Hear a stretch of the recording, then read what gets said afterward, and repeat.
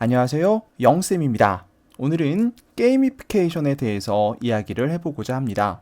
게이미피케이션, 네, 게임화죠. 그래서 오늘은 모든 발표를 어떻게 하면 우리가 게임처럼 즐겁게 하고 또 학생들이 얼마나 집중해서 잘 듣게 할 수 있을 것인가에 대해서 이야기를 해보고자 합니다. 그럼 시작하면서 이 게이머에 대해서 한번 이야기를 해보도록 할 건데요. 네, 게이미피케이션이라는 책이 있습니다. 네, 저자는 칼 카프라는 분이시고요. 그 중에서 이야기하는 거 보면 게임화는 게임 기반의 기술, 심미성, 게임적 사고를 활용해 사람들을 참여시키고 여기에서 중요합니다. 녹색으로 된 부분, 동기를 부여하며 학습을 촉진시키고 문제를 해결하는 것이라고 이야기하고 있습니다. 우리가 학습을 하는 데 있어서 아이들에게 동기부여하는 게 당연히 중요하겠죠. 그리고 그 안에서 학습을 어떻게 하면 좀 더 촉진시킬 수 있을 것인지, 그리고 학습 목표에 어떻게 도달할 수 있을 것인지, 해당 문제를 어떻게 해결할 수 있을 것인지, 이 부분이 매우 중요한데요. 결국 이것은 학생들이 수업에 몰입할 수 있게 만드는 것이 중요하다고 생각합니다. 그럼 이 몰입을 위한 조건이 있는데요. 몰입을 위한 조건은 크게 네 가지로 이야기를 할 수 있습니다. 첫 번째는요, 그럴듯한 스토리라고 이야기할 수 있습니다. 그냥 아무 맥락 없이 하는 것이 아니라 뭔가 스토리를 가지고 한다면 아이들이 잘 참여할 수 있겠죠. 게임을 예로 들면 될 것 같아요. 이 게임에서 아무 스토리 없는 그냥 무작정 뭔가 사냥을 한다든지 그냥 단순한 작업들은 큰 호응을 얻지 못하죠. 하지만 그 안에 스토리가 있다면 좀 더 재밌게 할 수 있을 것 같습니다. 두 번째는 목표입니다. 이 활동을 왜 해야 되는지 아이들이 정확하게 알고 있어야지만이 몰입이 가능하다라는 거죠. 세 번째는 빠른 피드백인데요. 피드백이라고 한다면 우리 게임 속에서는요, 뭔가 잘못된 선택을 했을 때 또는 이제 그럴 때 이 부분이 잘못됐다는 걸 시스템에서 안내를 하고 새롭게 선택할 수 있는 방향을 제시하기도 하죠. 그래서 그 부분에서 학생들이 계속해서 몰입을 할 수 있으려면 잘못된 길로 갔을 때는 당연히 빠른 지도, 그리고 다시 새롭게 도전할 수 있는 기회를 빠르게 주는 것이 중요하겠죠. 네 번째는 달성할 수 있을 만한 과제입니다.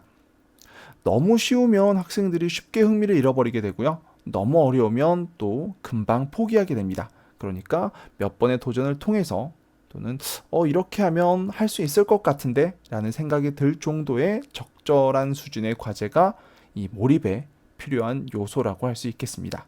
이 네 가지 우리가 살펴보고 넘어가도록 하겠습니다. 오늘 본격적으로 다룰 부분은 이 모든 발표라고 말씀드렸는데요. 자, 여기서 보면 제목을 투자 경청 게임이라고 했습니다. 모든 발표를 하는 데 있어서 저희 반뿐만 아니라 많은 선생님들이 느끼실 거예요. 가장 큰 문제점이라고 한다면 다른 모둠의 발표를 듣지 않는 것이죠. 그래서 이 부분을 어떻게 하면 잘 들을 수 있을까에 대한 고민은 항상 우리 모두 다 하는 것 같아요. 저 또한 게이미피케이션 연수를 통해서 한번 알게 됐던 활동인데요. 그래서 모든 발표를 하면서 다른 친구들을 잘 듣게 할 수 있는 방법입니다. 한번 살펴보겠습니다. 이건 6학년 수업이었습니다. 내가 그 나라의 여행 가이드가 되는 것입니다. 우리 모둠이 그래서 가이드가 되면 그 나라의 여행 코스, 그리고 관광지는 어디가 있는지, 먹을 거는 어떤 것이 있는지, 어떤 코스로 어떤 관광이 이어지는 것인지, 그러니까 다른 사람들에게 매력적인 그런 모습으로 보고서를 작성해야 되는 것이었죠. 가이드가 되어서요. 그렇게 해서 모둠별로 발표를 하는 거는 일반적으로 똑같은데 듣는 청중들이 이제 반응을 다르게 해야 됩니다. 가만히 듣고 지나가 버리는 것이 아니라 이 모둠이 어떤 부분이 잘 됐는지, 나라면 어떤 모둠에 투자를 할 것인지, 잘한 모둠에 투자를 하게 되는데요.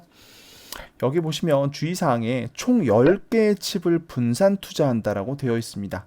학생들에게 모두 각각 칩을 주게 되는데, 저 같은 경우에는 인터넷에서 보면 뭐 카지노 칩이라고 검색을 하면 이런 칩이 나옵니다. 그래서 이거를 학급에서 이런 활동을 할 때 함께 쓰고 있습니다. 그래서 보면 10개의 칩을 분산 투자를 하는데요. 그 중에 한 팀에게 최대 5개까지 투자할 수 있도록 했습니다. 물론 본인 팀에 투자를 해도 됩니다. 그런데 잘한 팀에게 내가 그 모둠을 잘 듣고 어떤 부분이 잘 됐는지 확인을 하고 투자를 해야 되는데요. 무작정 의리로 본인 팀에 투자를 하게 되면 내가 투자한 금액을 잃게 됩니다. 그리고 이 부분에 있어서 혹시 친구들끼리 뭐 의리 게임이 되기도 하고 하다 보니까 누가 어디에 투자했는지 비공개로 진행을 하기도 했었습니다. 네, 이렇게 투자하는 까닭은 다음과 같은데요. 우리가 투자를 한다는 건 내가 그로 인해서 어떤 이득을 보기 위해서죠.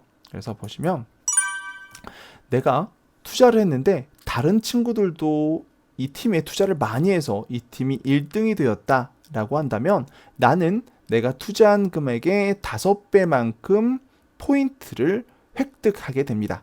즉 5개를 투자하면 5 곱하기 5에서 25포인트를 얻게 되는 거죠. 그리고 역순으로 2등 팀은 4배, 3등 팀은 3배, 그리고 꼴등 팀 6등에게 투자를 했을 경우에는 그 투자한 금액을 모두 잃게 됩니다. 이건 이제 초창기 표인데요. 여기 투자할 팀 어떤 팀에 투자를 할 것인지 그리고 몇 개를 투자할 것인지 적는데 이 투자할 팀에다가 내가 여기에 왜 투자를 하는지 이유를 적게 했습니다. 어떤 부분을 잘해서 투자하는 것인지 그 이유를 적으면 아이들이 얼마나 잘 들었는지 또한 확인이 가능합니다.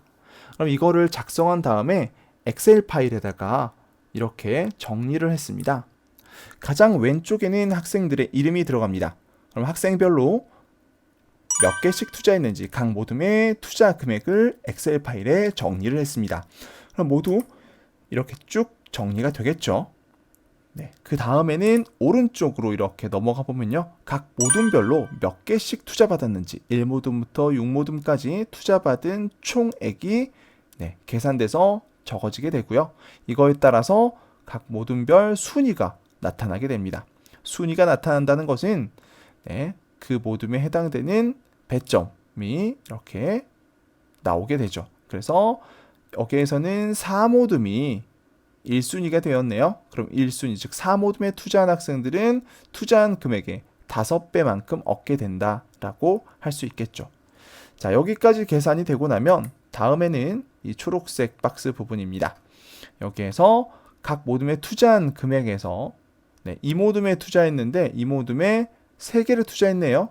그런데 이 모둠은 3배입니다. 즉 3개 투자한 거에 3배니까 즉 9개, 즉 9포인트를 얻게 돼서 각 개인별로 총 합계가 계산이 되었습니다. 이렇게 계산이 되고 나면 상위 7명 또는 뭐 상위 6명에게는 가장 잘 듣고 투자를 잘 했다라는 의미로 추가적인 보상이 주어졌습니다. 이거는 오프라인 활동에서 이렇게 진행을 했었고요. 지금은 이제 온라인 활동으로 한번 이걸 구글 문서와 구글 스프레드시트에 한번 옮겨 보았습니다. 저는 구글 클래스룸을 함께 사용하고 있는데요. 학생들에게 이렇게 구글 문서는 개인별로 학생 사본을 각각 이렇게 제시를 했습니다. 그리고 나서 자기가 여기 1모둠에게 투자 포인트 몇 포인트를 했는지 그리고 왜 여기에 1모둠에게 투자를 했는지 기록을 한 뒤에 교사에게 제출을 하게 했습니다. 그리고 1모둠부터 6모둠까지 제출을 한 포인트를 적은 후에 제출을 한 다음에는 다음과 같은 아까와 비슷한 형태죠. 그래서 이거를 줄여보겠습니다. 같은 양식입니다. 하지만 이 개인 랭킹이 왼쪽에 이렇게 나타나게 했습니다.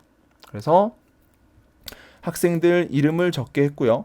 거기에 따라서 개인이 투자한 포인트 그리고 투자받은 총액이 나오고 개인이 받는 포인트 거기에 따른 개인 순위까지 이렇게 적게 했습니다. 물론 순위가 나오면 여기에서는 1순위부터 네, 6위까지 1위부터 6위까지는 이렇게 음영 처리가 되게 돼서 누가 1등을 했고 누가 뭐 6등을 했는지 확인이 가능하게 이런 식으로 작성을 했습니다. 네.